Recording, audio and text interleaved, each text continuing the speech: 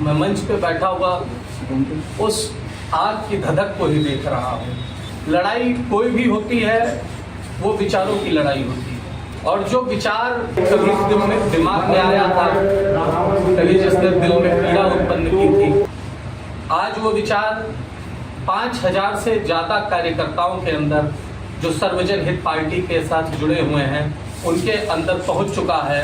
और उसी शिद्दत, उसी ताकत, उसी लगन के साथ वो सारे कार्यकर्ता सर्वजन हित पार्टी के मिशन को पूरा करने में लग गए। दिनकर जी ने एक रचना लिखी थी, उसकी एक लाइन से हमारे सबसे पीछे बैठे भैया तिवारी जी को जोड़ता हूँ। है विघ्न कौन सा इस जग में, टिक सके आदमी के पग में, दम ठोक ठेलता है जब नर, पर्वत के जाते पांव उखड़, मानव जब जोर लगाता है पत्थर पानी बन जाता है। हमको वो ताकत लगानी है कि जो ये पहाड़ रूपी भारतीय जनता पार्टी जिसने सोच लिया कि जीत शाश्वत है।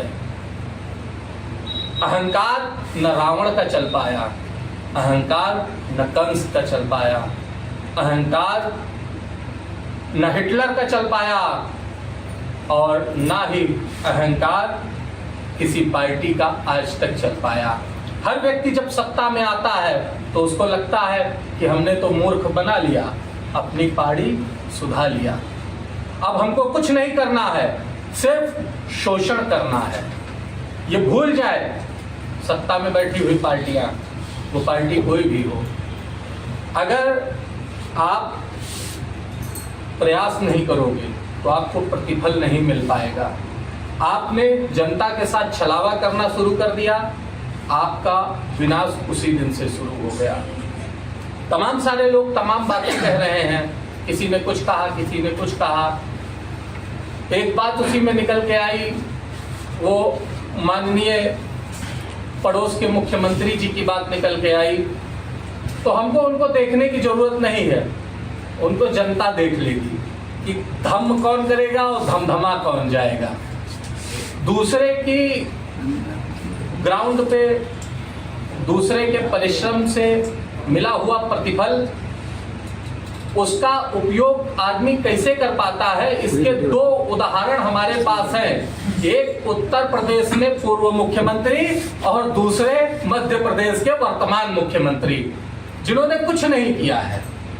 परिश्रम दूसरे का है, सत्ता दूसरे की है। उत्तर प्रदेश की सत्ता को स्वर्गीय मुलायम सिंह यादव जी ने स्थापित किया था, लड़के जीत के लेके आए और ताज उनको दे दिया। तो एक बहुत प्रचलित कहावत है, बंदर का जाने अदरक का स्वाद। यह दुर्भाग्यपूर्ण रहा, लेकिन यह सत्य रहा कि उस सत्ता को वो संभाल नहीं पाए। मध्य प्रदेश में भी यही हो रहा है। शिवराज सिंह चौहान जी ने, जिन्होंने काम किया, उनके परिश्रम का प्रतिफल था कि मध्य प्रदेश में इस तरीके की सत्ता आई। और उस सत्ता पे चूंकि भारतीय जनता पार्टी चाहती है कि एक छत्र राज रहे, उनके मुख्यमंत्री का मतलब रिमोट वाली गाड़ी होता है, तो उन्होंने एक ऐसी गाड़ी को फिट कर दिया जो सिर्फ इधर उधर जाते हैं, फोटो खिंचाते हैं और अनाप शनाप बकते चले आते हैं। वो हमारा विषय नहीं है। उत्तर प्रदेश के बगल में उत्तराखंड है। उत्तराखंड के मुख्यमंत्री पुष्कर सिंह धामी हैं।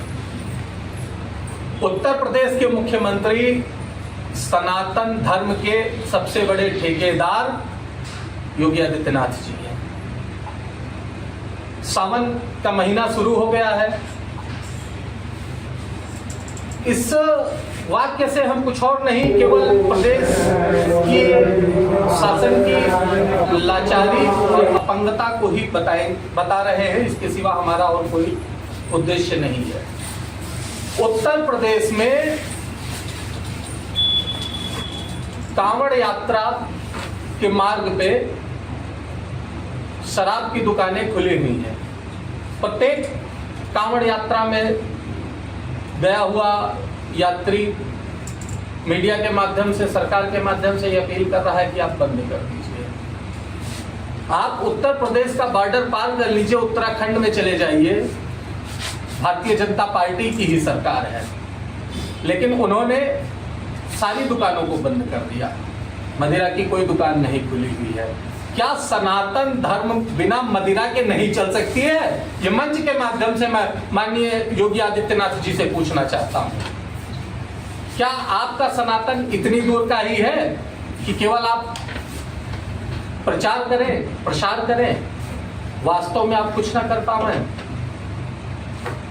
मुद्दे एक नहीं, मुद्दे तमाम हैं, जिस पे हम लोग बात करते रहे तो शायद जीवन खत्म हो जाएगा, मुद्दे नहीं खत्म हो जाएंगे। इस उत्तर प्रदेश सरकार ने मानवता को आखिरी स्तर पे लाके खड़ा कर दिया है, समाज को उस स्थिति में खड़ा कर दिया है जहां तक कोई सोच नहीं सकता था।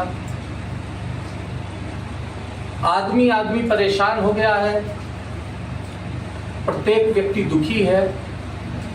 जो प्रमुख आवश्यकताएं हैं मनुष्य के लिए, रोटी, कपड़ा और मकान, रोटी की व्यवस्था तो कर दे रहे हैं कि ठीक है आप रोटी खाइए, लेकिन रोटी खाने के लिए आप हमारे शरणशाला में आइए, क्योंकि हमारे पास बुलडोजर, हम आपका मकान को गिरा देंगे।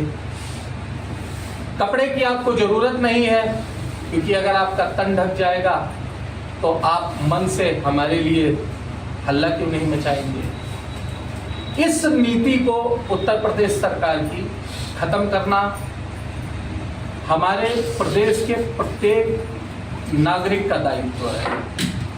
कोई भी ऐसा व्यक्ति नहीं है जो इस दंश से, इस दुर्दशा से झेल नहीं रहा है। लेकिन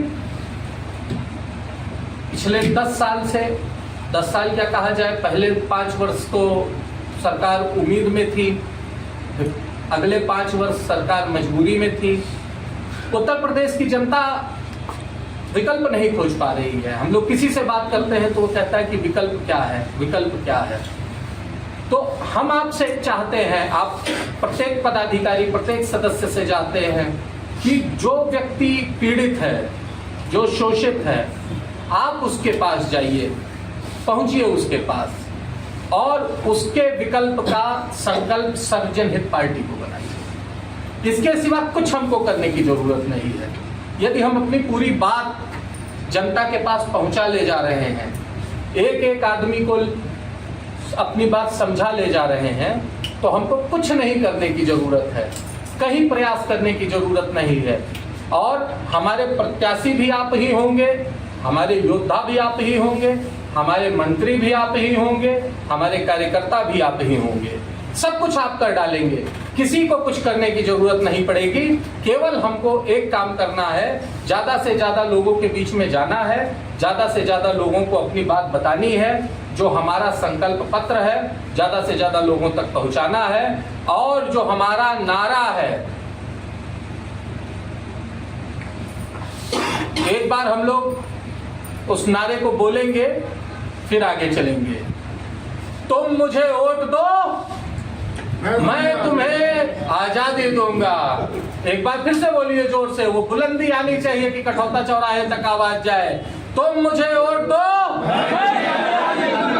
तुम मुझे वोट दो। जो आर्थिक, जो शैक्षिक, जो सामाजिक, जो व्यवसायिक, जो स्वास्थ्य, जो संपदा, जो अधिकार की गुलामी वर्तमान सरकार दी है, सर्वजन हित पार्टी पूरे समाज को, पूरे उत्तर प्रदेश को इस गुलामी से तोड़ के 2027 में आजादी देने जा रही है। ये सुनिश्चित हो गया है। हम ज्यादा से ज्यादा लोगों तक केवल अपना संदेश पहुंचाएं। डंके की चोट पे आप उनसे कह के आइए कि 2027 में हम सत्ता में आएंगे और फिर भोज में आपको बुलाएंगे, वहीं आपको भोज कराएंगे।